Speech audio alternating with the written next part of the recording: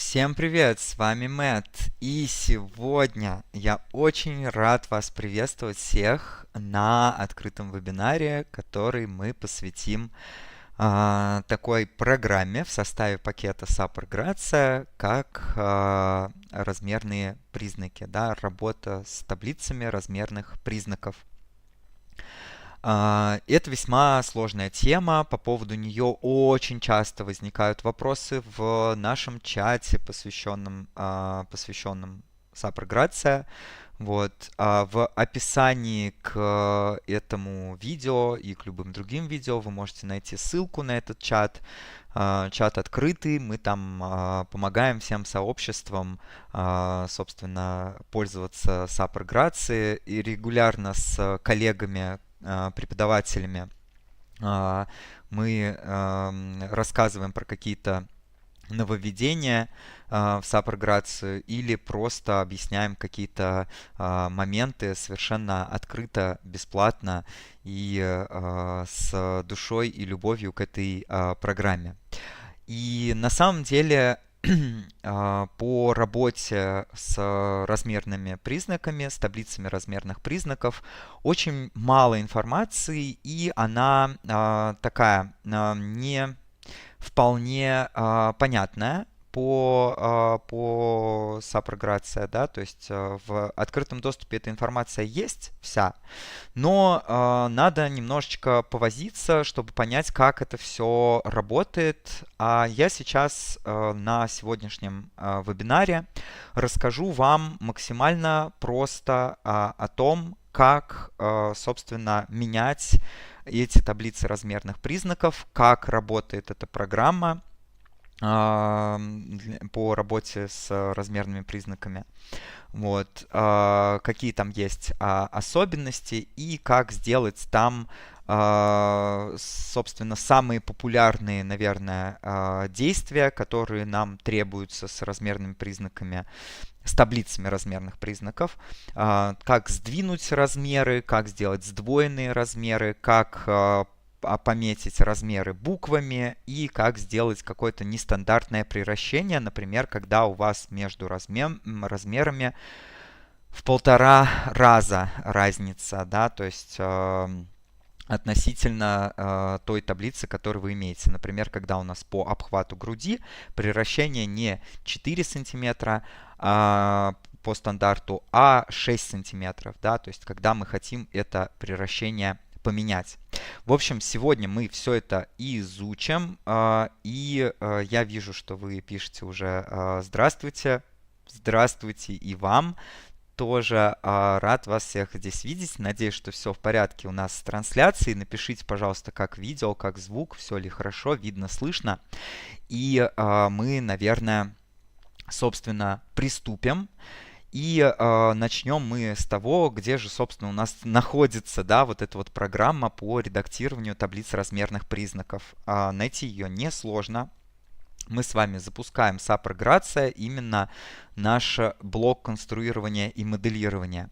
И здесь даже действия никакое мы можем не выбирать, да, то есть мы можем не открывать никакой алгоритм, закрыть это окошко и зайти в сервис, вкладку «Сервис» в верхнем меню и выбрать типовые наборы размерных признаков. У нас с вами запустится вот такое окошко, где мы можем выбрать какой-то размерный признак, с которым мы хотим работать. Либо мы можем создать новый набор, тогда мы выбираем самую верхнюю строчку создания нового набора.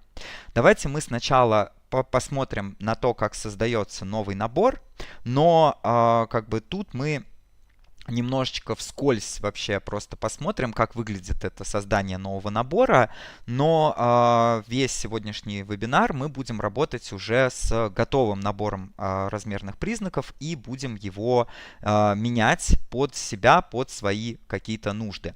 Но для начала давайте мы, чтобы войти, так сказать, в русло, воспользуемся возможностью создать новый набор. Выбираем эту строчку и нажимаем ОК. Нам необходимо ввести какое-то описание этого нового набора и ввести параметры размножения. Да? Первый параметр, второй и третий. Их название и перечислить возможности их вариаций. Например, мы можем задать какое-то описание, пусть это у нас будут детские размерные признаки. Ну, пусть будут детские размерные признаки, пусть будет так.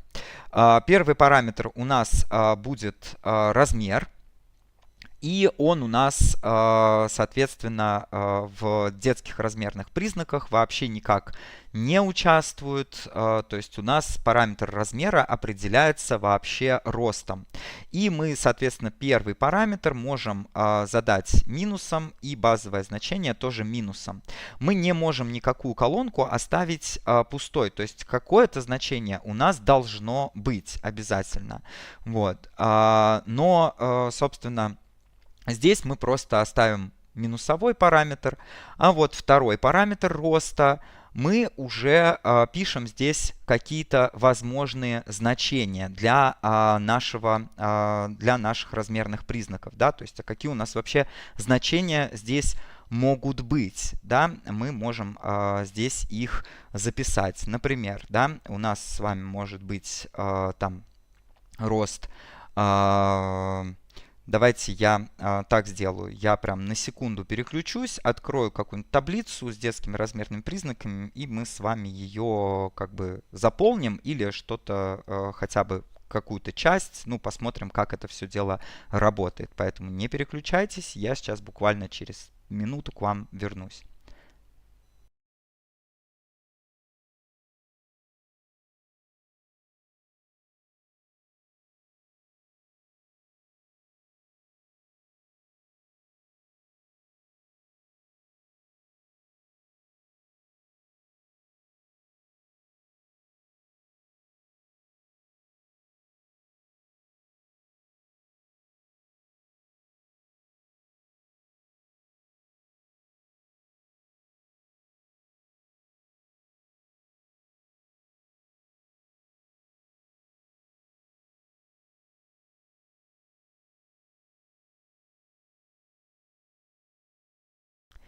Итак, смотрите, вопрос ваш почитал, отлично видно и слышно. Добрый вечер. Будет ли запись эфира? Да, запись всегда сохраняется на YouTube. Вы сможете в любой момент посмотреть этот эфир. Позже, сразу после его окончания, уже видео будет доступно по этой же ссылке, да, то есть по той ссылке, по которой вы сейчас смотрите эфир онлайн. По этой же ссылке вы его потом сможете посмотреть позже, когда вам будет удобно. Итак, я открыл вот типовые размерные признаки, которые я использовал в компании I'm Special, когда работал с детской одеждой. И у нас здесь есть параметры роста, вот 104, 110, 116, 122, 128, 134. Мы их в целом все можем и перечислить. 104, 110. То есть здесь мы их также через Enter мы отделяем строчки друг от друга. 104, 110, 116, 122, 128. Да, я думаю, что этого достаточно, да, то есть мы с вами вот оставим такие и определяем какое-то базовое значение. Например, 116 рост будет у нас базовым.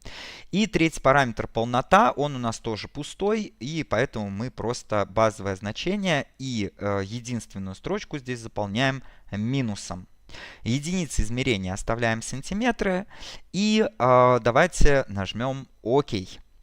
Собственно, у нас возникает вот такая вот таблица. Это и есть программа для работы с размерными признаками. И как здесь задавать размерные признаки? Во-первых, нам нужно выбрать базовый размер для того, чтобы его задать. Базовый размер, базовый рост и базовую полноту. Значит, смотрите. У нас с вами здесь базовое значение указано 116. Да? Но программа нам сразу выбрала здесь рост 128 базовый. Но нам все-таки нужен рост 116. Что мы делаем в данном случае? Мы нажимаем на кнопку «Изменить параметр размножения» и выбираем здесь 116 рост. Также выберем минимальное и максимальное значение для данной таблицы. Дело в том, что наша градация может отличаться для разных, как это называется, для разных интервалов размножения. Например, у нас может быть одно размножение для размеров там, со 104 по 116, а вот для размеров 122 и выше уже какое-то другое размножение, то есть другие разницы между размерами в каждом значении. И, соответственно, для этого нам придется создавать разные таблицы. Вот. Отдельно таблицу для одного интервала, а другую таблицу для другого интервала.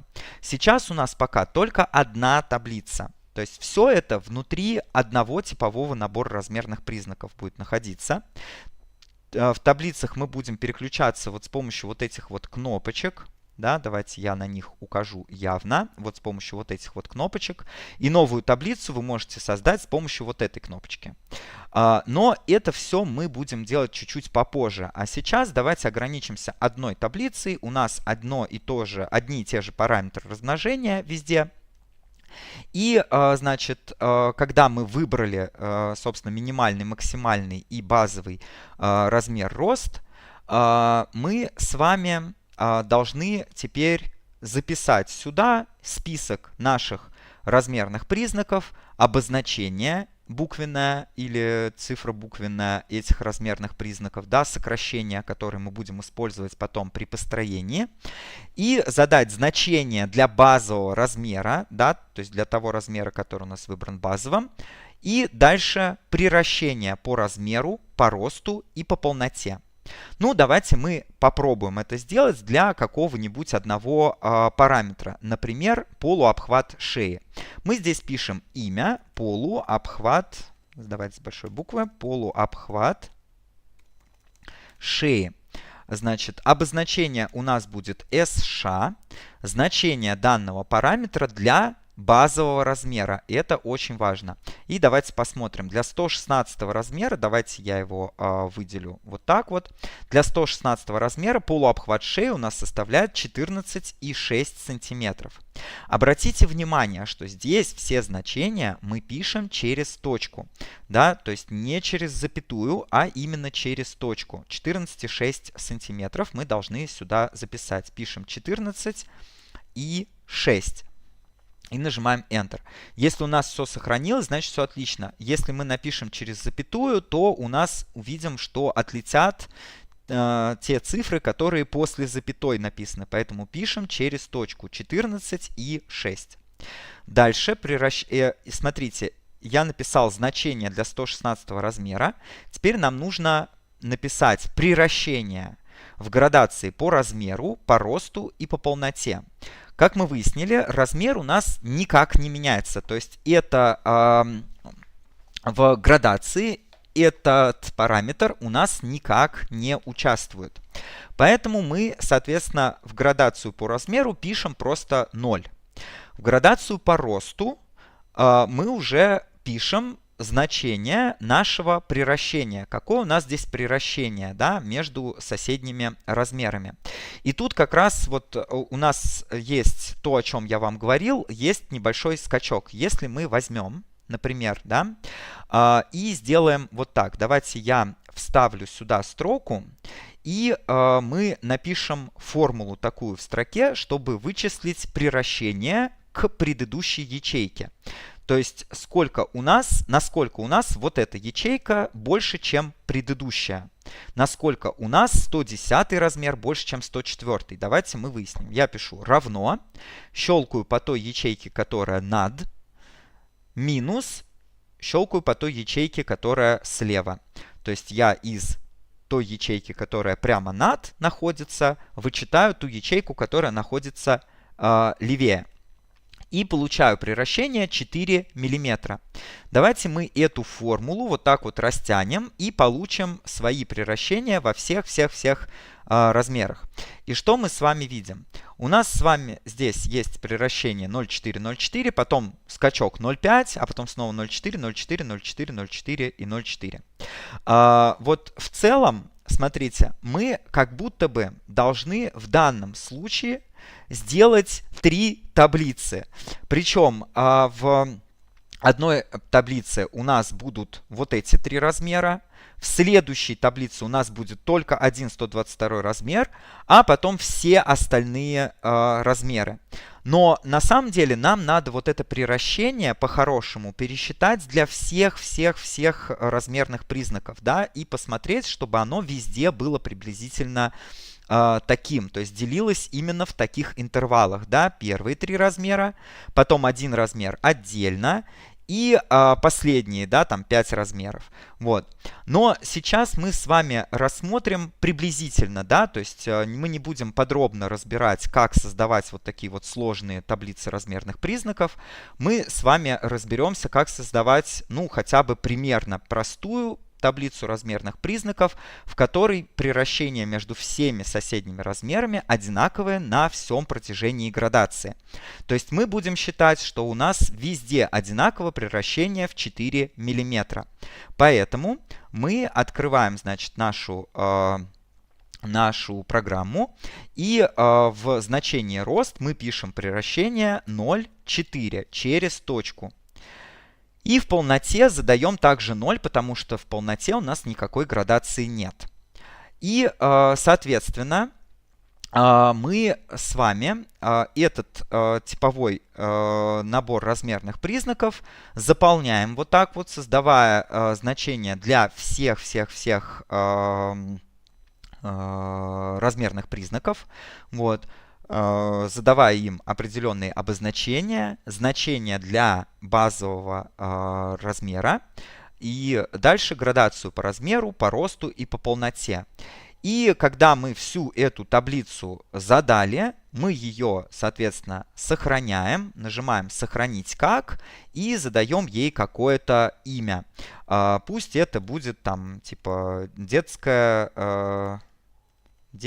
проба. Вот так вот назову. Нажимаем, собственно, мы «Сохранить». И все. Дальше мы можем это окошечко закрывать. Открываем SAP создаем какой-нибудь новый файл. Давайте мы, допустим, создадим, ну, просто детская проба. Только единственное, что я создам в другом месте, да, то есть здесь мне нужно открыть Яндекс.Диск и вот здесь в папке конструктор в стримы я сохраню. Значит, окей, детская проба, нажимаем далее и выбираем нашу детскую пробу, где она? Вот она у нас. Выбрали ее, выбрали базовый размер, рост, полноту. Нажали «Далее», создали лист, все окей. Вот мы создали новый файл и видим, что в окне размерных признаков у нас есть только один единственный размерный признак полуобхват шеи, который равен 14,6 сантиметров. Если мы вот здесь вот возьмем и поменяем, например, на какой-то другой рост, то зайдем и увидим, что у нас пересчиталось значение по той градации, которую мы указали для роста. Собственно, я думаю, что на данном этапе более-менее понятно, как вообще это работает. Да? То есть мы указываем значение для базового размера, для приращения по размеру, росту, по полноте, если оно есть у нас. И дальше, соответственно, с этими размерными признаками можем работать, можем их подгружать и создавать на этой базе какие-то модели. Да, то есть так мы можем создать свой набор размерных признаков, если мы, например, работаем по какой-то системе, для которой нету типового набора размерных признаков в изначальном наборе SAP Grazia. Вот. Но давайте мы вернемся Значит, снова заходим сервис, типовой набор размерных признаков. И откроем типовой набор размерных признаков ЦНИЖ 2003 женщины полуобхваты. Вот. Мы будем работать с ним. Да, берем ЦНИЖ 2003 женщины полуобхваты. Он у вас, скорее всего, есть в составе SAP Grazia, то есть он изначально предустановлен. У меня есть много его вариаций, да, без сдвига, буквы 6, сдвиг назад. Мы сейчас с вами подробно как раз на этом вебинаре изучим, как создавать такие производные наборы типовых размерных признаков. Но работать мы будем на базе ЦНИЖ 2003 женщины полуобхваты. Именно его мы с вами открываем. Собственно, открыли. И смотрите, прежде чем мы начнем с ним работать, сразу сохраните его под новым названием. Мы сейчас с вами будем изучать, как нам сдвигать размеры, да, в нашем типовом наборе размерных признаков. Объясню сейчас, зачем это. Но я сохраню, собственно, этот типовой набор размерных признаков как сдвиг размеров. Давайте я назову как стрим, дефис, сдвиг размеров. Стрим, сдвиг размеров. Нажимаю «Сохранить». И все, я работаю теперь не в ЦНИЖ 2003, а я работаю в сдвиге размеров. Это отдельный файл. Я его сразу сохранил как отдельный файл, чтобы не нарушить ничего в изначальной той своей, значит, в том наборе типовых размерных признаков, да, то есть я уже как бы редактирую другой файл, другой типовой набор размерных признаков, и давайте мы с вами разберемся теперь с тем, как устроен у нас типовой набор размерных признаков ЦНИЖ 2003 женщины полуобхваты. Значит, это очень большой типовой набор размерных признаков, включающий очень много типа размеров на разные полноты, совершенно разные роста и размеры. Поэтому в этом наборе типовых размерных признаков есть множество таблиц. Они совершенно разные для разных вот этих вот интервалов, как раз размеров допустимых. Потому что сейчас, например, мы с вами работаем в таблице нулевой полноты, которая покрывает у нас роста со 152 по 170 и размеры с 84 по 104. Это одна таблица. Но вот я нажимаю вот эту стрелочку, перейти к следующей таблице, и мы видим, что мы остались в нулевой полноте, но теперь мы уже работаем со 152 по 176 рост, а размеры со 108 по 124. Итак, мы можем прощелкать все эти таблицы и увидеть, как их много. У нас с вами 5 полнот, и для каждой полноты по 2-3 таблицы. Мы понимаем, что их огромное множество. И мы, скорее всего, в своей будничной практике вряд ли будем работать с такими большими объемами значит, типовых размерных признаков.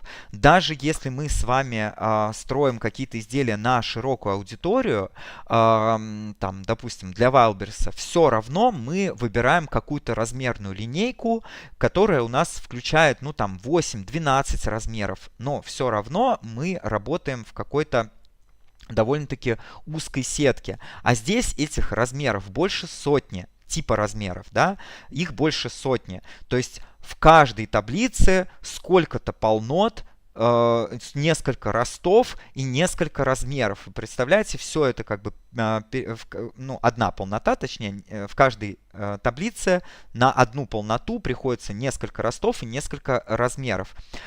И мы понимаем, что, скорее всего, мы не сможем, да, работать вот именно конкретно с таким объемом данных. Это весьма сложно, и мы будем выбирать, да, из всех этих типа размеров те, которые мы будем использовать в своей ежедневной практике, работая в каком-то бренде.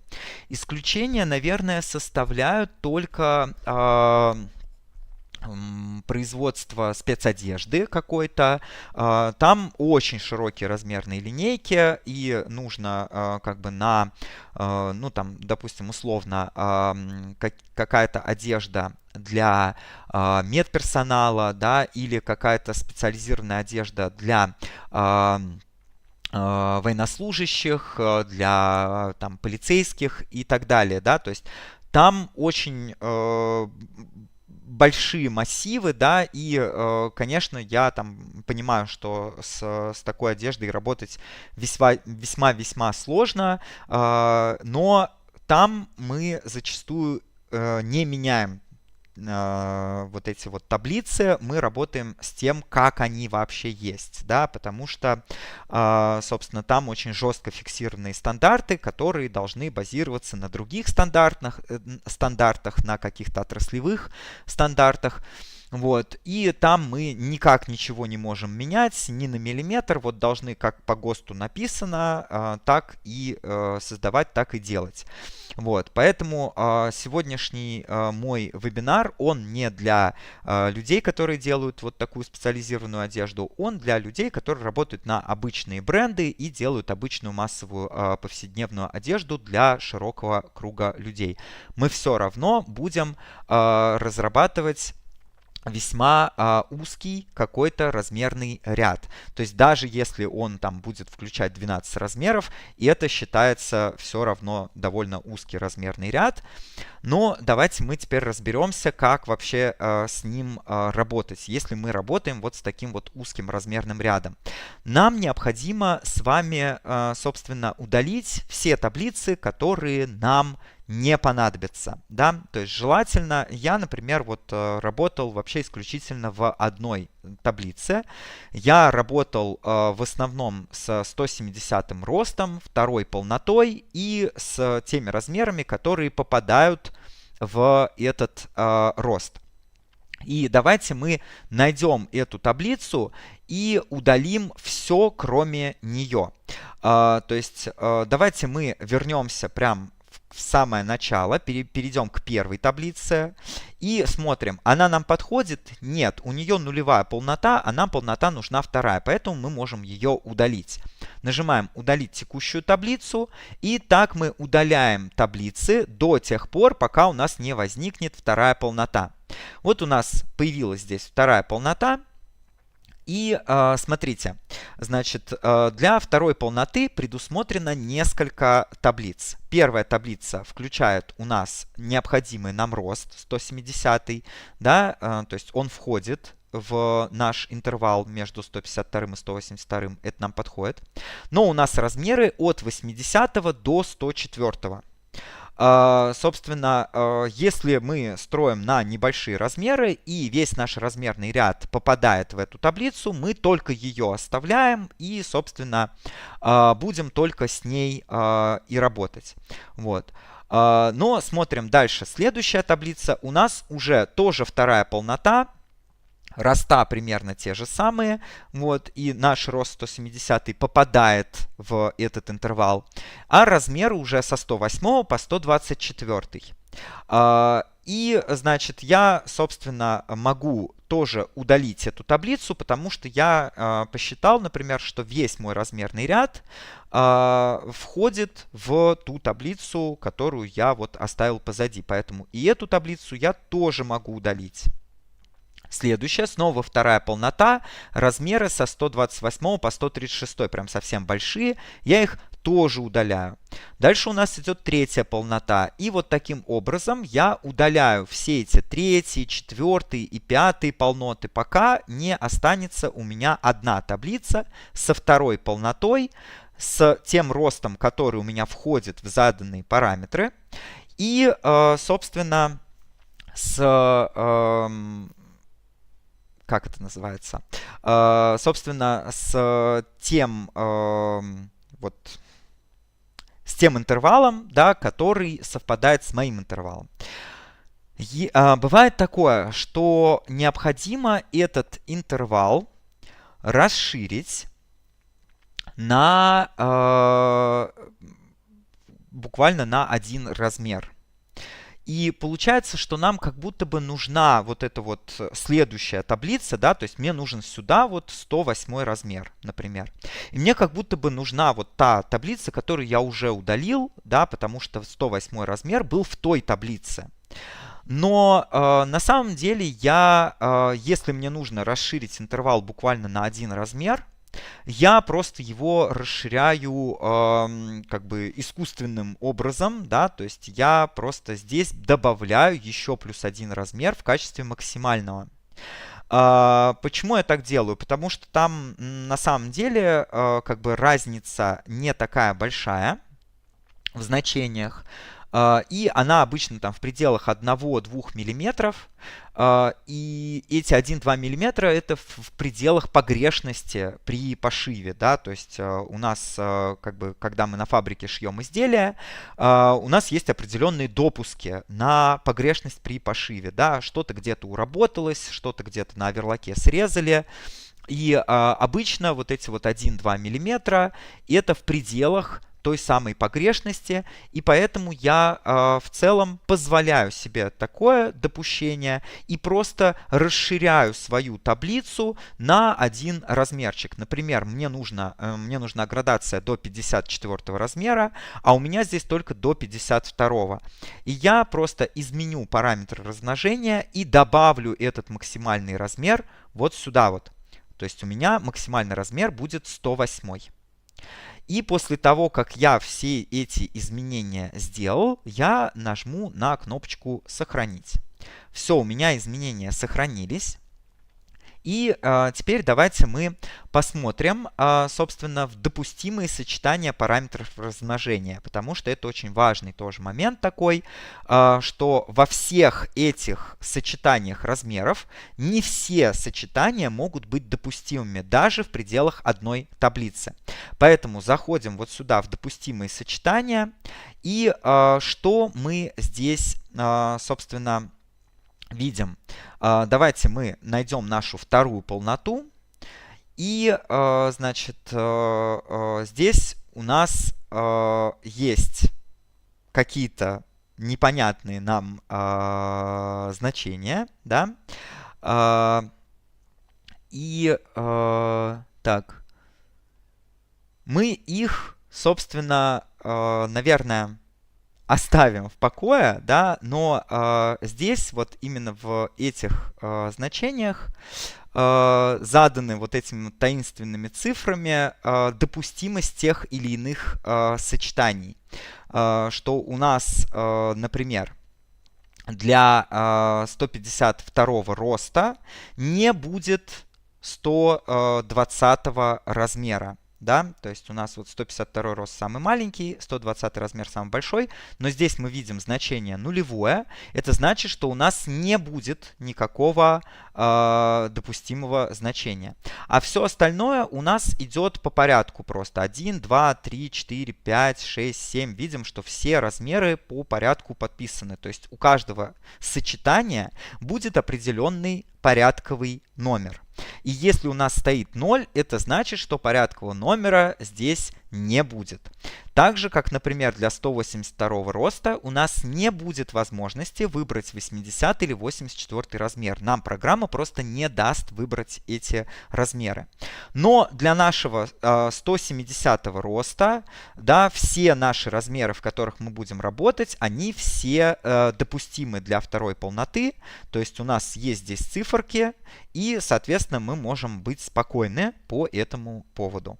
То есть тут я вам как бы просто показал, но мы как бы особо лезть в это не будем. Тут это автоматически у программы расставлено. Вот, и это уже прям совсем-совсем глубины работы с размерными признаками, в которые мы сейчас лезть с вами не должны. Ну, по крайней мере, не в рамках, собственно, этого вебинара. Так, доброй ночи, я так рада, что вы снова на YouTube. Спасибо большое, я тоже рад, потому что без сбоев транслировать вообще для меня это очень-очень большая радость. К сожалению, с ВК постоянно были сбои при трансляциях. Вот. Поэтому, собственно, решил вернуться обратно на YouTube и проводить все семинары, собственно, здесь. Вот. И курс я тоже сейчас провожу на YouTube. Прошу прощения. Так. Дальше. Расширили мы градацию, собственно, сделали мы все, что нам необходимо было сделать, и теперь давайте мы разберемся со сдвигом размеров. Допустим, в каком случае у нас бывает сдвиг размеров?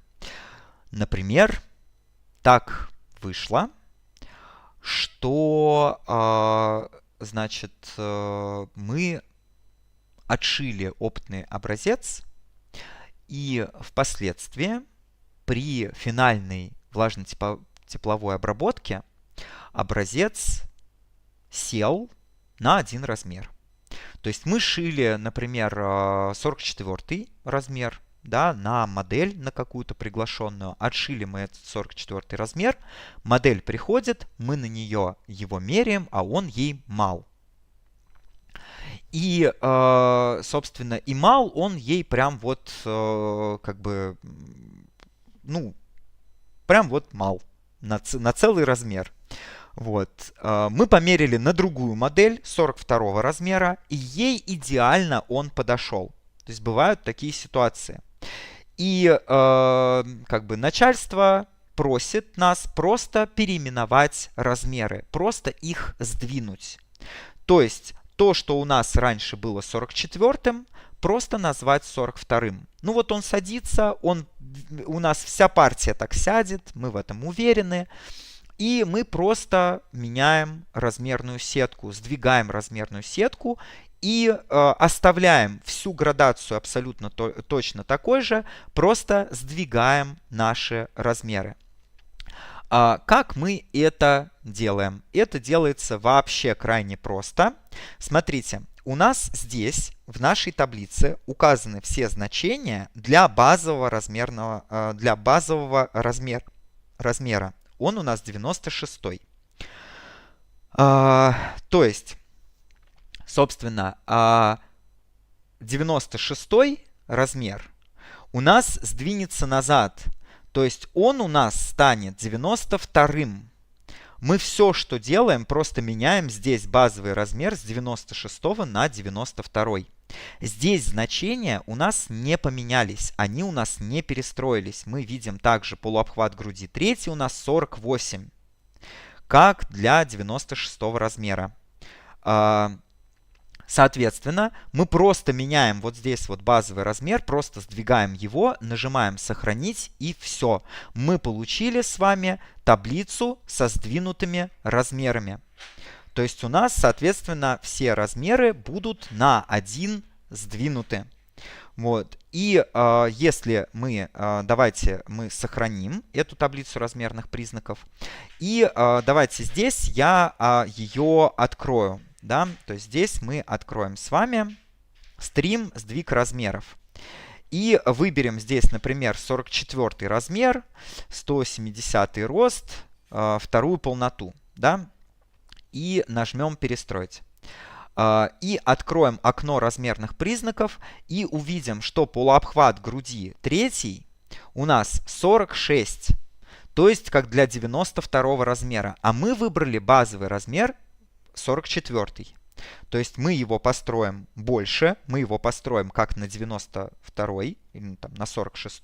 Я уже немножечко заплутался. И мы сейчас, кстати, перейдем как раз к этому. Вот. Как переименовать, значит, наши размеры, назвать их буквами, цифрами, какими-то сдвоенными значениями. Мы сейчас это с вами как раз к этому перейдем. Но, значит, в чем самый смак, да? То есть мы с вами строим по факту на 46 размер, хотя он у нас называется 88. Вот. И когда мы будем выводить эти лекала, на них везде будет подписано, что это 88 размер, хотя мы построили его на размер больше, да, то есть все построение у нас велось на размер больше, вот, и оно потом у нас сядет и будет как раз подходить на 44 размер. Такие ситуации бывают, у меня, ну, не то чтобы часто, пару раз у меня такие ситуации возникали, и, собственно, вот так легко и быстро можно с такими ситуациями работать.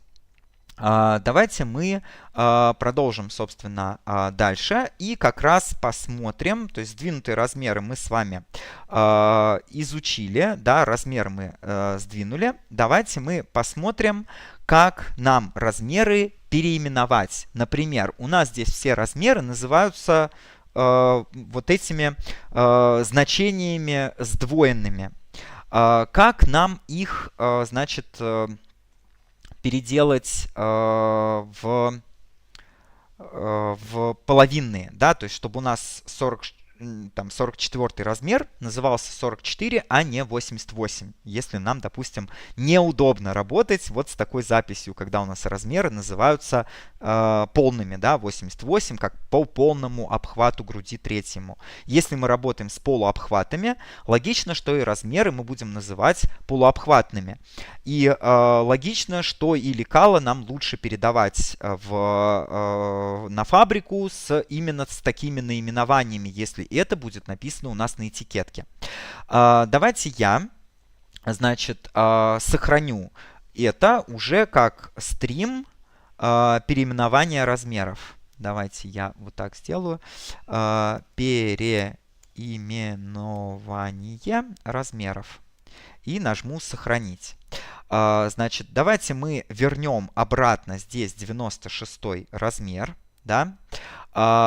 Нажмем «Сохранить», чтобы у нас не было никакого сдвига, потому что нам все, что нужно, это именно переименовать.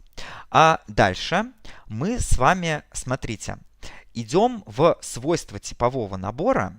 И тут давайте мы вообще, собственно, уберем с вами лишние значения, которые у нас не участвуют в градации. То есть, смотрите, у нас с вами размеры с 80 по 108. Давайте мы уберем все лишние, да, то есть оставим только с 80 по 108. Дальше у нас роста со 152 по 182, тут мы оставляем, а полнота у нас всего одна, вторая. И ее мы тоже оставим. И нажмем ОК пока что.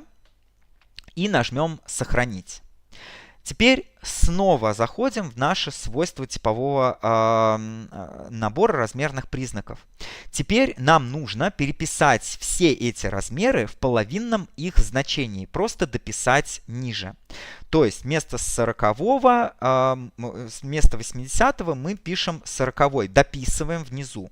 Нажимаем Enter, дальше у нас идет 42, 44, 46, 48, 50, 52 и последний 54 размер.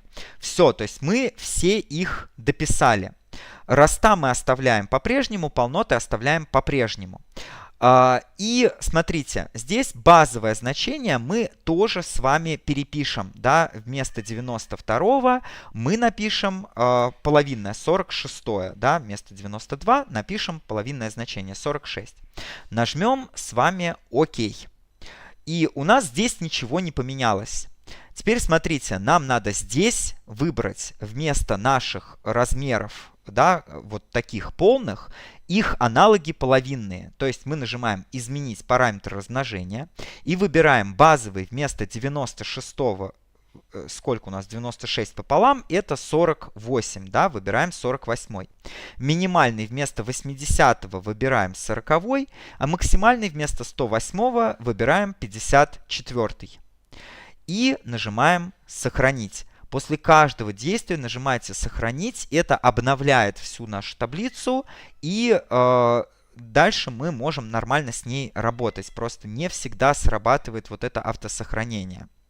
Теперь, после того, как мы поменяли здесь все размеры, мы снова идем в свойства типового набора, и у нас получается, что вот эти все размеры больше не используются. И мы можем их спокойно отсюда удалить. Просто клавишей Delete удаляем и оставляем без пустых строчек в начале, да, оставляем только те размеры, которые половинные. И нажимаем ОК. После чего, собственно, мы можем сохранить. И давайте посмотрим теперь, как это будет работать у нас в Грации. Да? Мы выберем с вами наш типовой набор размерных признаков, стрим переименования размеров. Да? И видим, что здесь у нас размеры подписаны как половинные.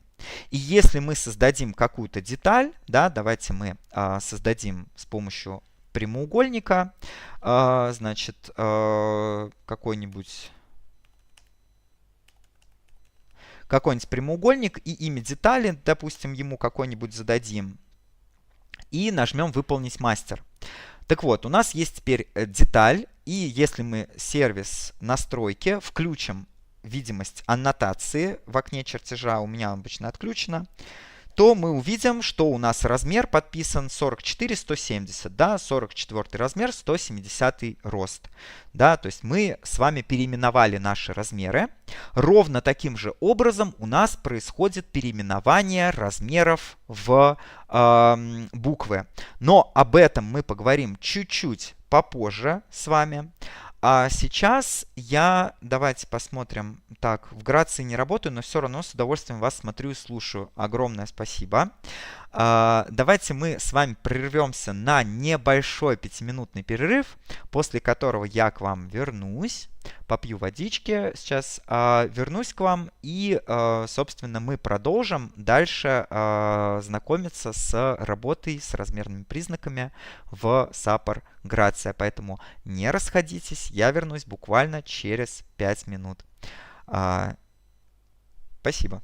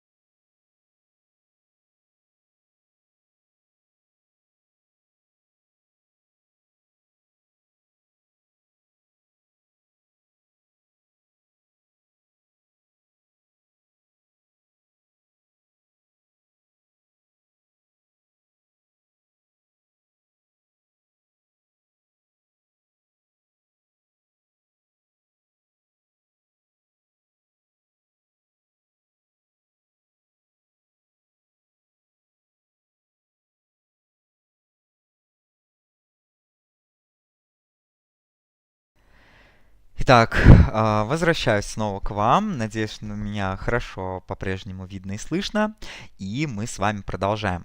Значит, следующий момент, следующий вопрос, который очень часто возникает, это создание сдвоенных размеров в SAP Grazia. То есть, что значит вообще сдвоенные размеры? Ну, то есть у нас бывает такая градация, которая предполагает у нас не целиковую размерную сетку, а через размерную сетку. То есть когда у нас в градации размеры идут не по очереди, а через один. И, собственно, каждый размер, он, соответственно, у нас отвечает за больший интервал, то есть за два размера. И у нас получаются вот эти вот сдвоенные размеры, например, там 42, 44, 46, 48, 50, 52 и так далее. Значит, так, прошу прощения, надо кошку прогнать. Итак, значит, что мы делаем в таком случае, когда у нас с вами сдвоенные размеры? Во-первых, мы должны с вами определиться, какой размер у нас в этом сдвоенном размере мы будем строить. То есть вот размер 42-44, он для нас, вот как для конструкторов, не как для покупателя, а для нас как для конструкторов. Он по какому строится? По 42 или по 44? Вот. Просто если мы, например, строим какую-то плотно облегающую одежду, да, например, но из высокоэластичных материалов, то мы можем сдвоенные размеры задать по минимальному размеру, да, то есть построить по факту 42, надеясь, что он у нас растянется до 44, рассчитывая, что он у нас растянется до 44, и задав, соответственно, сдвоенный размер 42-44. А можем построить какую-нибудь одежду, например, оверсайз, построить ее на 44 размер, предполагая, что на 42 она тоже сядет, просто будет чуть более свободной. То есть нам надо определиться в этой паре сдвоенных размеров, какой из них, да, больше или меньший, нас будет, собственно, интересовать, по какому из них мы будем строить. Соответственно, давайте мы определимся, да, вот для нашей сетки. То есть мы собираемся строить какую-то сетку, и у нас там будут размеры. Давайте я их вот здесь вот где-нибудь напишу. То есть пусть у нас будут размеры 42, 44, у нас будет размер 46, 48, у нас будет размер 50, 52. То есть вот такие вот три сдвоенных размера будет: 42, 44, 46, 48, 50, 52. На самом деле это будут для нас размеры 44, да, 48 и 52.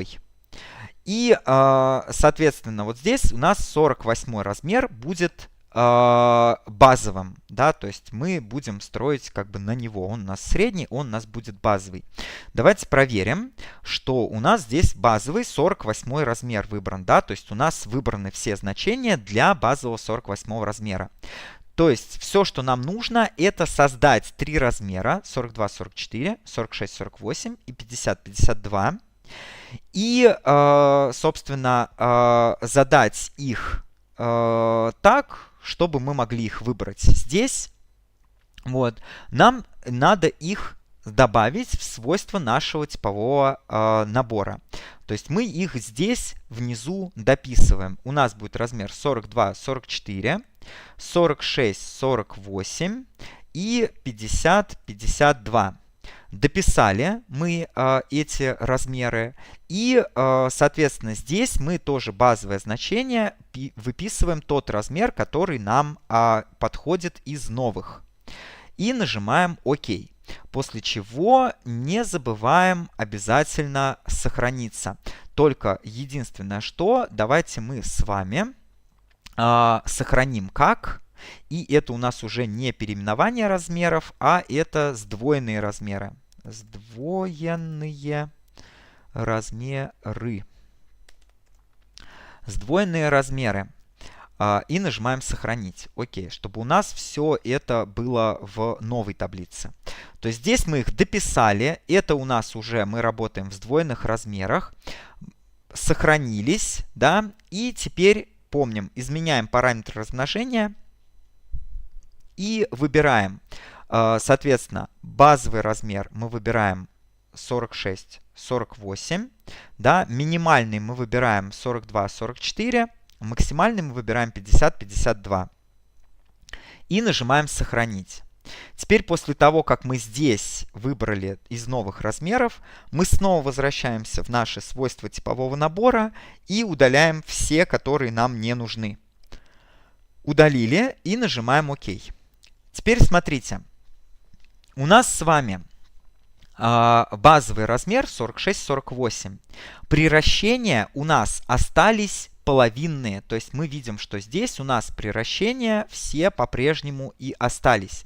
И если мы сейчас с вами выберем в качестве там, ну то есть если мы возьмем, вот давайте мы сделаем сдвоенные размеры, сохраним их, да, и откроем, значит, их в SAP Grazia. Параметр размножения меняем на сдвоенные размеры. Нажимаем, здесь выбираем базовый 46-48 и нажимаем «Перестроить». Значит, у нас подписался этот размер как 46-48. Да, все отлично. Но давайте мы поменяем базовый размер здесь на 42-44. Нажмем «Перестроить» и смотрите. Заходим в окно размерных признаков и видим, что полуобхват груди третий у нас 46 сантиметров. А нужен нам 44 сантиметра, потому что это для нас 44 размер. Помним, да, вот эту вот таблицу, что размер 42-44 это на самом деле наш 44. Как его таким сделать, да? То есть у нас-то приращения остались обычные межразмерные. У нас для этого есть одна кнопочка, которая нам пересчитывает все сразу. То есть нам достаточно в Грации нажать просто одну кнопочку, и у нас пересчитаются все размеры, и все значения приращений умножатся на 2. Для этого нам надо зайти в сервис и удвоить приращение 1, 2 или 3. Если нам надо удвоить рост, мы здесь выбираем приращение 2. Но нам надо удвоить размер. Рост у нас остается, у него своя градация, да, то есть мы рост не трогаем пока, мы работаем только с размерами. Соответственно, у нас параметр 1 это размер, параметр 2 это рост, параметр 3 это полнота. Нам нужно удвоить параметр 1. Выбираем «Удвоить приращение 1». И вот они у нас все пересчитались. И у нас уже между полуобхватами груди приращение не 2 см, а 4 см. То есть как раз через размер. Нажимаем «Сохранить».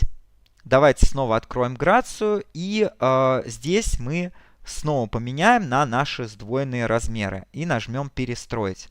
И вот теперь у нас 42-44 размер. Заходим в окно размерных признаков и видим, что полуобхват груди третий у нас 44 размера, как и должно быть для нашего 44 сантиметра, как и должно быть для нашего размера 42-44. Вот так легко и просто мы можем сделать с вами через размерные приращения, да, то есть приращения через один размер, вот эти вот сдвоенные размеры. Но зачастую ситуация бывает гораздо сложнее. Зачастую бывает такая ситуация, когда у нас с вами размеры в 1,5 раза увеличиваются. То есть, допустим, ну, давайте мы запишем сразу эту сетку и запишем значение полуобхвата груди для этой сетки. Например, у нас будет сетка такая. XS, потом S, потом M, потом L и XL. Ну и можно даже 2XL добавить, хотя давайте не буду этого делать. Вот мы оставим 5 размеров. И, допустим, размер M для нас это 44 44 размер. Да? То есть вот мы выяснили, что размер М для нас 44. От него размер, ну то есть обхват груди для М 44 сантиметра. Но при этом у нас получается приращение между размерами по полуобхвату груди не 2 сантиметра, как между соседними размерами обычно, а 3 сантиметра, то есть как будто бы 1,5 размера наших привычных.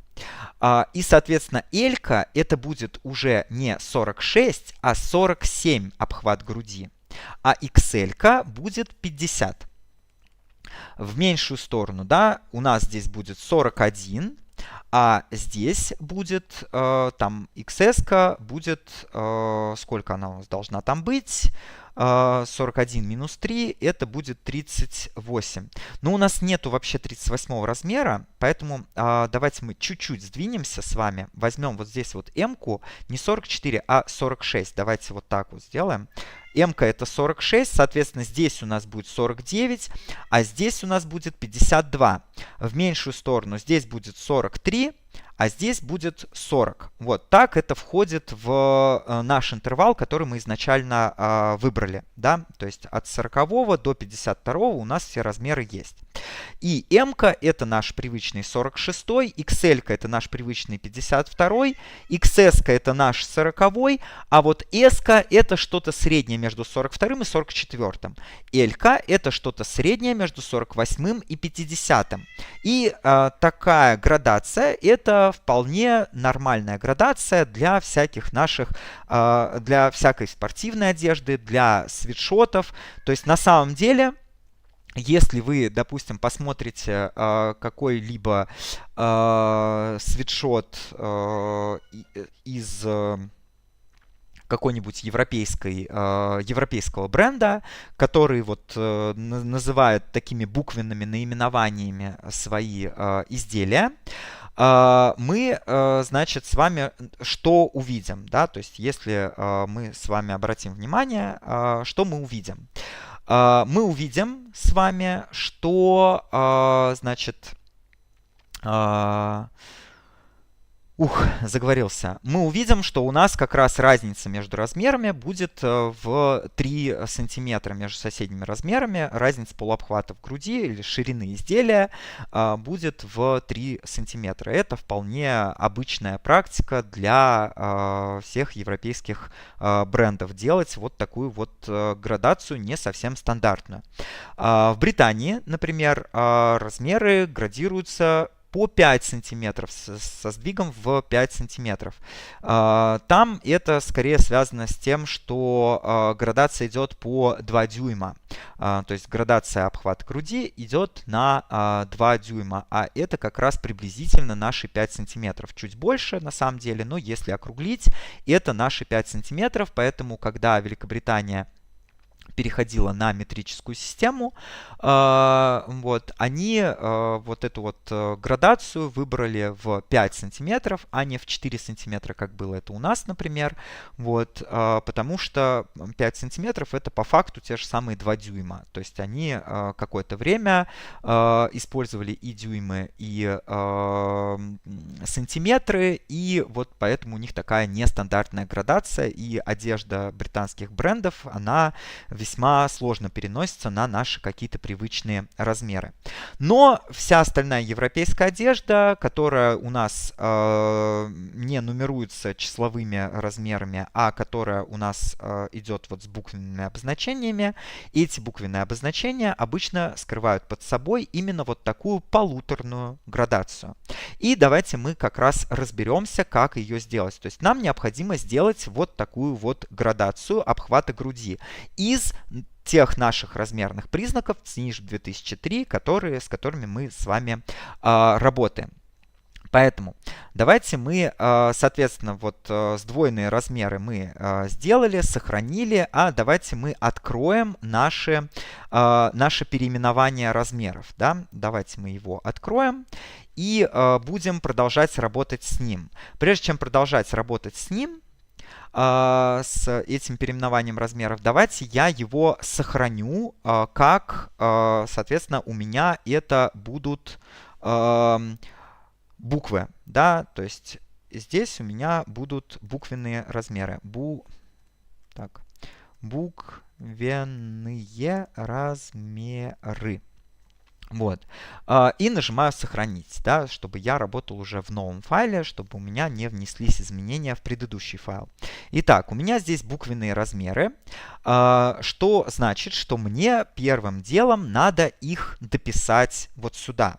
Да, у меня это размеры были XS, S, M, L, XL и все. Вот, 5 размеров. XS, S, M, L, XL. Вот. И здесь базовое значение я, соответственно, подставляю какое-то буквенное. Пусть у меня это будет M-ка. И дальше я нажимаю ОК. Теперь, после того, как я все это здесь сделал, да, то есть внес эти размеры дополнительно, казалось бы, что нам нужно? Изменить параметр размножения. Но есть проблема. У нас с вами базовым указан 48 размер.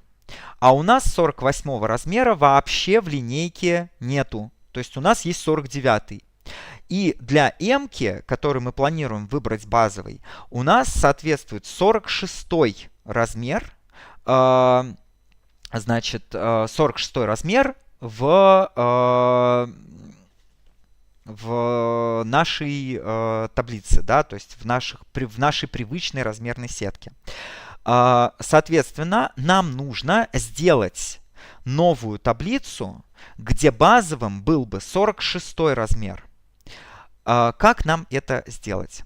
Мы создаем просто новую таблицу в конец списка. То есть нажимаем на кнопку «Добавить новую таблицу в конец списка». Добавили ее. И здесь нам необходимо выбрать базовый размер 46. То есть мы нажимаем «Изменить параметр размножения» и выбираем базовый размер 46, так как он у нас будет соответствовать размеру M-ки. И минимальный и максимальный я тоже выбираю 46. Дальше мы на данном этапе давайте сразу определимся, какой у нас будет базовый рост. Ну, пусть он будет 170, так как я вам говорил, что я в основном выбирал 170 рост. И базовую полноту мы оставим также вторую.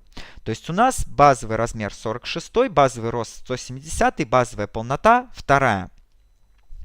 И теперь, смотрите, у нас таблица вообще пустая, да, то есть видим, что все значения у нас абсолютно нулевые. И нам надо ее заполнить. И нам надо ее заполнить, ориентируясь на нашу первую таблицу, да, вот на эту. То есть нам нужно в эту таблицу вставить значения, которые бы соответствовали 46 размеру, 170 росту и второй полноте, основываясь на градации вот этой первой таблицы. Как это сделать? Это сделать тоже очень легко, буквально одним нажатием кнопки мыши. Заходим в таблицу, и то есть мы находимся на второй таблице, которая у нас пустая, с нулевыми значениями. Открываем в верхнем меню таблица и выбираем «Сделать из». И дальше тут мы выбираем первую таблицу. То есть мы выбираем первую таблицу, что мы значения возьмем из нее, возьмем их оттуда. И нажимаем ОК. И теперь проверяем. Мы находимся на второй таблице. У нас базовый размер 46. И полуобхват груди 3 у нас 46. И рост у нас 170. То есть программа вычислила эти значения все для базового размера роста и полноты из предыдущей таблицы, основываясь на градации, которая описана в предыдущей таблице. И, соответственно, теперь эту таблицу, да, то есть она у нас отображает именно такой базовый размер, рост и полноту, которые нам нужны. И, соответственно, предыдущую таблицу мы вообще можем удалить. Она нам больше не нужна. То есть мы на ее основе сделали вот эту вот новую таблицу. Давайте мы предыдущую удалим. Я прям вот смело нажимаю «Удалить текущую таблицу» и все. То есть у нас осталась только вот таблица для 46 размера. А теперь здесь нам нужно выбрать буквенное соответствие, да, то есть базового размера нам нужно выбрать буквенное соответствие, это букву M, чтобы мы могли удалить все вот эти вот цифровые размеры из вот этого списка, из свойств типового набора. Поэтому мы, собственно, выбираем «Изменить параметр размножения», базовый выбираем M-ку, а минимальный выбираем XS, максимальный выбираем XL.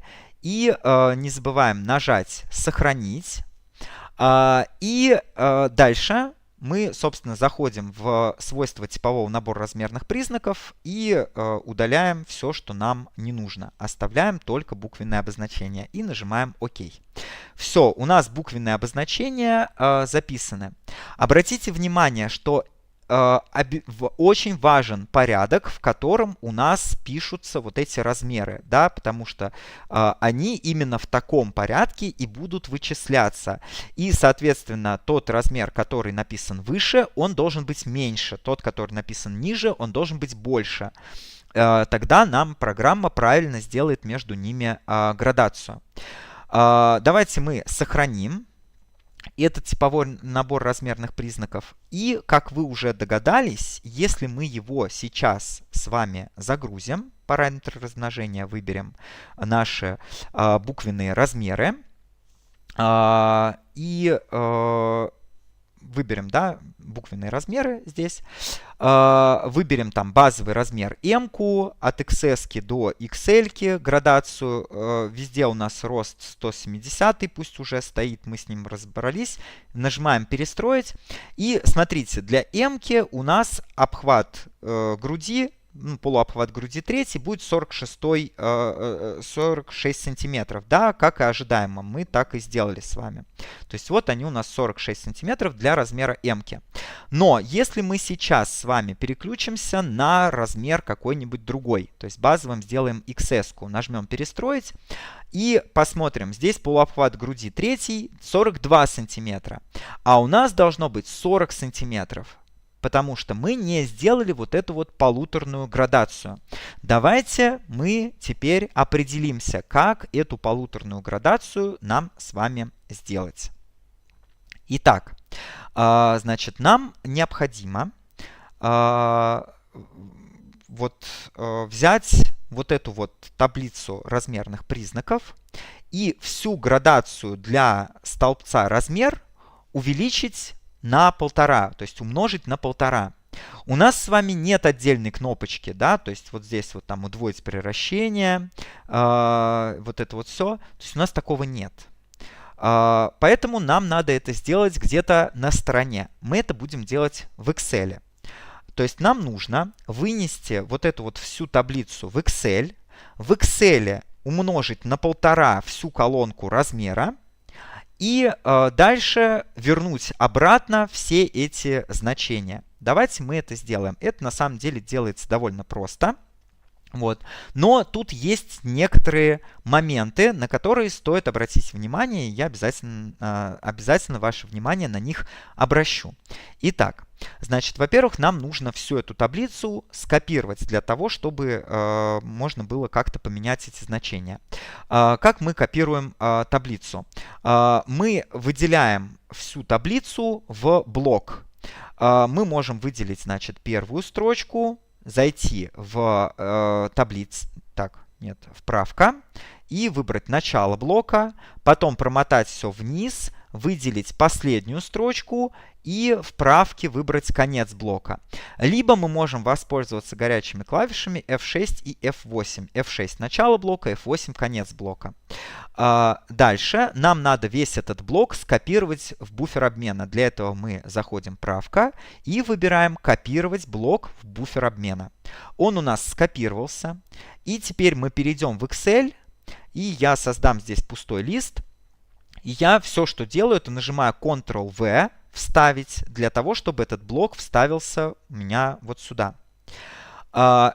Тут теперь есть определенный момент. Мы с вами помним, что грация у нас...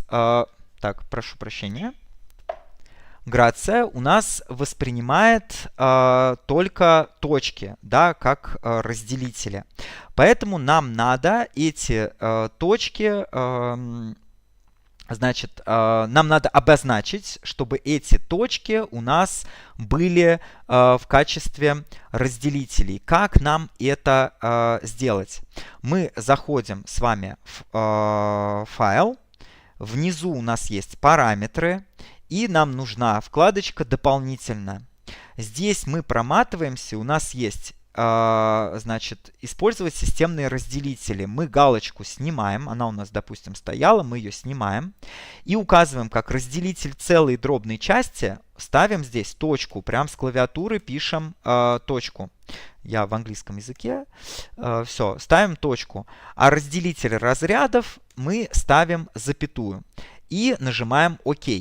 Все, теперь наш Excel будет воспринимать именно как разделитель между целой и дробной частью именно точку, так же, как это делает Грация. Но здесь у нас везде указаны запятые, да, мы это видим, что у нас везде указаны запятые. Вот. И поэтому у нас программа неправильно воспринимает. И если даже мы возьмем и переключимся сейчас на числовой формат, у нас ничего не произойдет. Но мы с вами специально выделяем всю вот эту вот часть таблицы, где у нас указаны числовые значения, выбираем, что у нас это числовой, да, что все эти ячейки у нас числовые. А теперь, смотрите, мы снова выделяем вот самую первую ячейку 1А и снова вставляем эту таблицу, но в то же место, да, то есть ту таблицу, которую вот мы сейчас из Грации вот отсюда вот скопировали. Вот, мы снова ее вставляем через сочетание клавиш Ctrl-V. И... А что, у нас ничего не произошло? Ctrl-V. Давайте мы это вот так вот. Ctrl-V. Это числовой, но ничего не произошло. Почему так? Давайте еще раз выберем, что это у нас общий, а потом переключимся на числовой. А почему не работает? Так. Эти все ячейки у нас, ну давайте общий укажем. Теперь выделим их явно, что они у нас числовые. Числовой формат. А теперь Ctrl-V заново. Не вставляется. Почему не работает? Вообще, вот прям только перед уроком я проверял, и у нас все работало. Сейчас, одну секунду. Так. Ну, давайте еще раз здесь, значит, выделяем F6. Выделяем, может, что-то не так скопировалось. Вот здесь выделяем F8. И снова нам надо правка копировать блок в буфер обмена. И вот здесь мы снова в первую строчку и нажимаем Ctrl-V. И опять же, по-прежнему он вставляется у нас... Сохранить только текст. Нет, нам не нужно сохранить только текст. Нам нужно, чтобы это было числовое значение. Числовое. Вот оно у нас числовое. Мы разряды никак не можем поменять. Нет, он у нас числовой. Да почему же так?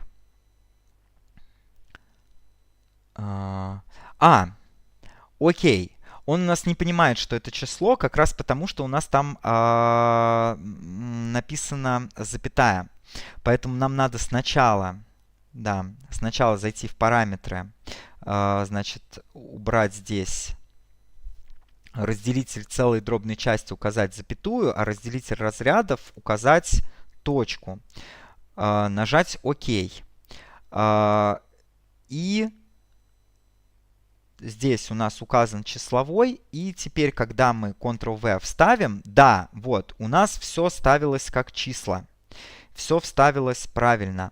Мы уменьшаем разряды, да, то есть почему-то у нас сюда переносятся запятые, и поэтому, значит, их воспринимает программа не как числа.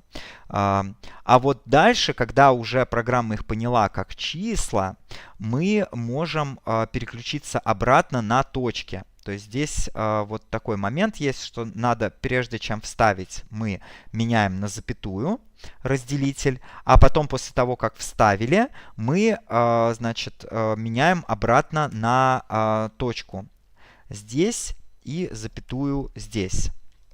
Поменяли, нажали ОК. Теперь у нас здесь везде все перешло на точки. Здесь у нас все указано правильно.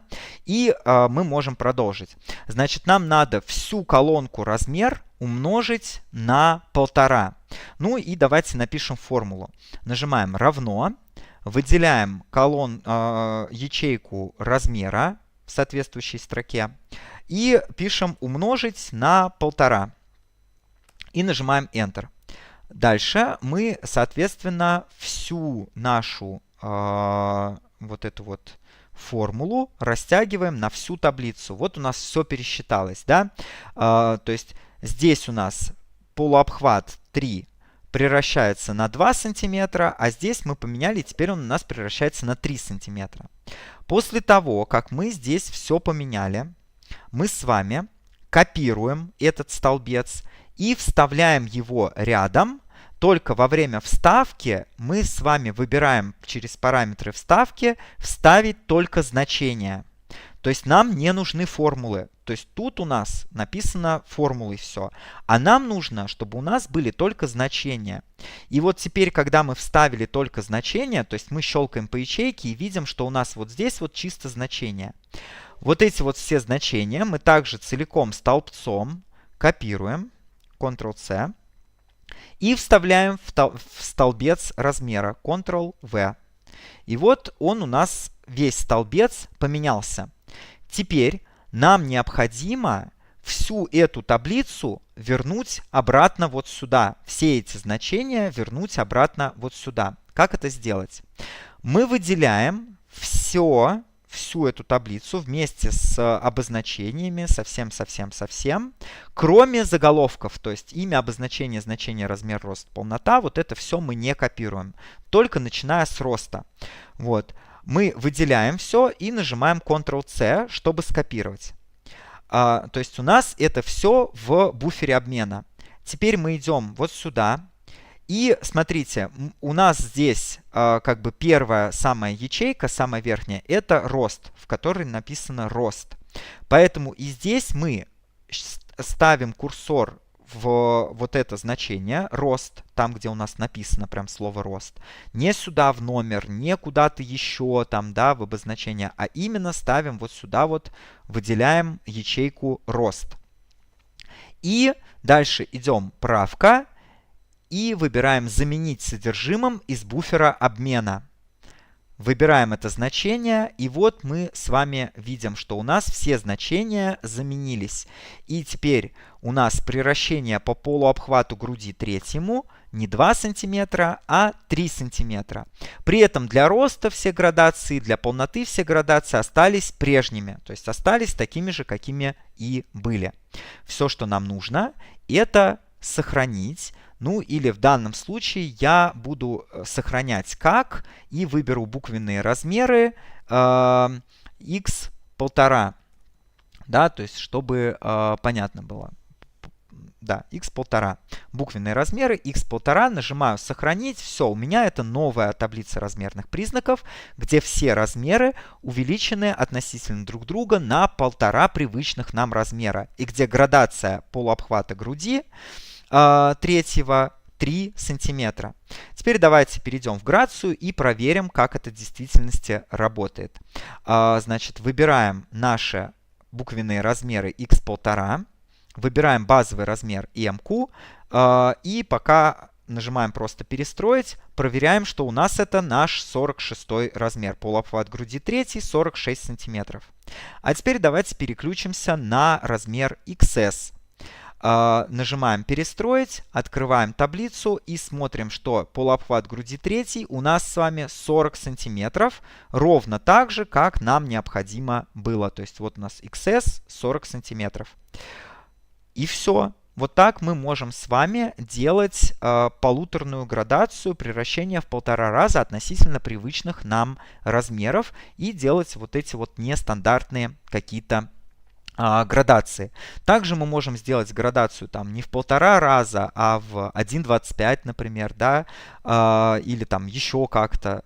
Так мы можем пакетно менять какие-то превращения или значения какие-то пакетно поменять тоже можем. В общем, мы можем редактировать эту таблицу в Excel и потом вставлять ее обратно и, соответственно, сохранять так, как нам это необходимо. Ну и напоследок, да, что хотелось вам здесь показать и рассказать. Если у нас есть какая-то таблица, мы можем вывести значение этой таблицы, допустим, для того, чтобы их повесить, там, распечатать, повесить у себя над рабочим столом, чтобы всегда их иметь перед глазами, да, чтобы не открывать там какую-то таблицу размерных признаков где-то. Тем более, что у нас не написано значений. У нас с вами здесь написаны именно приращения, а значений конкретных у нас нет. Так вот, мы можем эту таблицу, соответственно, вывести в отдельное окошко, и из этого окошка ее отправить на печать, например, в PDF-24. Как нам это сделать? У нас открыта таблица, да, мы выбираем, значит, сервис и выбираем «Показать размножение». Дальше мы выбираем параметры этого размножения. У нас маленький самый размер — это XS, максимальный размер XL, рост у нас 170, 170, полнота 2. И, собственно, размножение по заданным размерам. Вот, выбрать размеры, мы можем вот тут их задать, если они у нас вдруг как-то находятся в разных ростах или в разных полнотах. Так тоже можно задавать, но у нас сейчас все нас полностью устраивает. Нажимаем ОК, и смотрите, нам, соответственно, программа выдала вот такую вот таблицу, которую мы можем вывести на печать через сочетание клавиш Ctrl-P. То есть Ctrl-P английская или Z русская там находится, если что. Через сочетание клавиш Ctrl-P мы можем вывести эту всю таблицу на печать. Нажимаем там свойства, можем здесь размер бумаги указать, да, если он там какой-то нужен особый. Ну, давайте, размер бумаги мне не letter, мне нужен А4. А4. И единственное, что у нас, возможно, не вместится вся наша печать, но давайте попробуем. Значит, нажимаем здесь ОК. И давайте просто предпросмотр посмотрим. И вот все у нас уместилось на одну, нет, у нас две страницы. Вот, да, то есть там 51, 52, 53 на следующую страницу перенеслось. Вот, но как бы в целом, да, у нас вот все здесь поместилось на одной странице. Мы можем, значит, указать немножечко другой формат, сделать поменьше эту, как она называется-то? То есть также через Ctrl-P в свойствах поменьше масштаб можем задать. Вот здесь масштаб поменять на 90%. И так, на 90%. И размер бумаги не забываем, почему-то переключает снова на letter. А4 у нас размер бумаги. Вот. И, собственно, также нажимаем ОК. Просим предпросмотр, и все равно не помещается почему-то, хотя 90% Вот. Не знаю, возможно, это можно как-то настроить, но в целом, то есть мы можем вот таким вот образом вывести себе на печать всю нашу градацию по всем размерным признакам, с которыми мы работаем. То есть весь наш размерный ряд, все размерные признаки у нас будут всегда перед глазами. Это очень удобно, да, то есть мы сразу видим, там, сколько у нас обхват запястья в разных размерах, например. Вот. Можем его... У меня кошка разбесилась, решила меня съесть. В общем, можем мы, соответственно, все эти размеры здесь посмотреть, все соответствия эти тоже здесь посмотреть. Можем их вывести на печать, повесить перед глазами, чтобы всегда было видно. Это вот последнее, что я хотел вам сегодня показать. И, значит, я, наверное, буду закрывать набор в группу. И единственное, что до конца этой недели все еще можно пойти ко мне на оба курса, и основы конструирования одежды, базовый курс, и продвинутый курс профессиональное конструирование одежды. Можно еще записаться. Это вот тема, которую я сегодня рассказывал, раньше входила в состав курса продвинутого профессиональное конструирование одежды, и на него можно попасть со скидкой 10% от той цены, которая указана на сайте. Вот, поэтому регистрируйтесь на курсы, там я рассказываю много-много всего интересного, рассказываю подробно, рассказываю понятно, как работать в грации и как делать весьма такие сложные, нетривиальные задачи, и как их делать грамотно, правильно, и главное, что учусь не выть от своей работы волком, а свою работу делать качественно, хорошо и, главное, с удовольствием. Поэтому жду вас на курсе. До конца недели скидка 10% по промокоду, который указан под этим видео. Вот. И очень рад вас буду там видеть. Мы недалеко ушли, хотя как бы оба курса уже начались. Мы на самом деле недалеко ушли, и у вас есть еще очень-очень большие шансы догнать и даже перегнать основную группу, несмотря на то, что уже как бы 2 недели с начала курса прошло. И с начала первого курса, и с начала второго курса уже 2 недели прошло. Но как бы на самом деле все уроки есть в записи сразу после того, как они проходят. Вы можете спокойно эти уроки быстренько просмотреть и продолжить дальше обучение, уже нагнав группу буквально за там первую неделю своего после регистрации на курсе. Вот. Я надеюсь, что вам было понятно, полезно и интересно. Посмотрю сейчас, что в комментариях. Добрый вечер. Покажите, как удалять лишние типовые наборы размерных признаков, созданные ранее и уже не актуальные. Да, вообще без проблем. Давайте покажу. Во-первых, их можно удалить файлом из, собственно, из той папки, где они сохраняются. Когда вы выбираете вот здесь вот «Сохранить как», вы, соответственно, здесь... Так. Прошу прощения. Угу. Вот. Когда вы выбираете «Сохранить как», вы можете вот здесь вот посмотреть, где находится вот эта вот папочка, в которой сохраняются все ваши размерные признаки. У меня находится она на диске C, дальше пользователи, общие документы, Грация 401, стандарты. Вот, там у меня лежат все эти размерные признаки. И вы можете их удалить прямо отсюда. То есть, когда вы нажимаете на кнопку «Сохранить», вы видите все, что у вас лежит в этой папочке. И прямо здесь, например, мы с вами делали детскую пробу. Вот эту вот, да, детская проба. И мы ее можем как раз отсюда удалить. Мы ее, соответственно, выделяем, нажимаем правой кнопкой и выбираем просто «Удалить». Она у нас где-то открыта в Excel. Зачем-то она открыта. Нет, не нужна она нам в Excel. Мы ее закроем здесь. Вот, и нажмем повторить попытку. Все, она у нас оттуда исчезла. То есть больше у нас здесь вот этих вот детских размерных нет.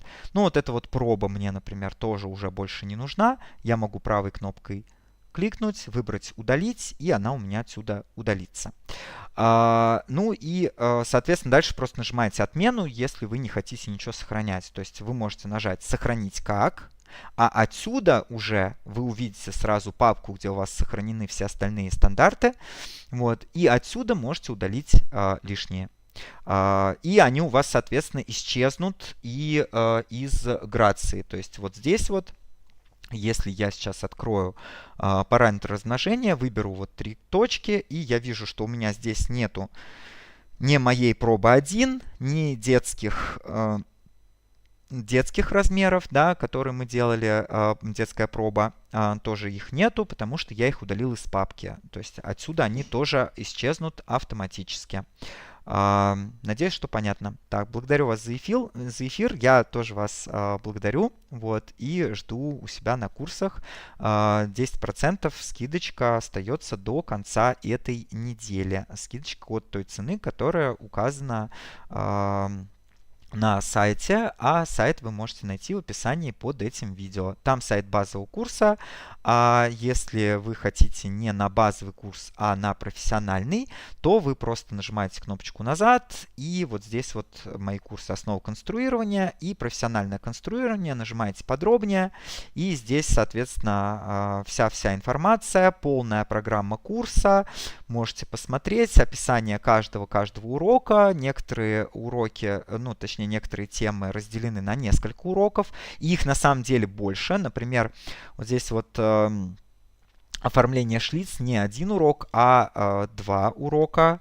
Я еще не поменял на сайте. В один мы не укладываемся уже. Информации очень-очень много. Это огромный объем знаний. Это то, что я даю у себя на курсе. Это 1,5-часовые лекции 2 раза в неделю. Это тот объем, который вы получаете, и то даже не получаете в высшем учебном заведении. То есть в высшем учебном заведении так не учат, как я учу на своих курсах. И я этим очень сильно горжусь, и я как бы ни в коем случае не хочется принизить заслуги высших учебных заведений. Вот. Но я так составлял программу своего курса, чтобы она могла конкурировать с вузами страны. Поэтому вот от этой стоимости еще минус 10% до конца недели по промокоду, который указан под этим видео. Еще раз всем спасибо. Пойду отдыхать. А вам хорошей работы, любите грацию, любите свое дело. И, собственно, хороших вам конструкций. Всем еще раз спасибо и всем пока-пока.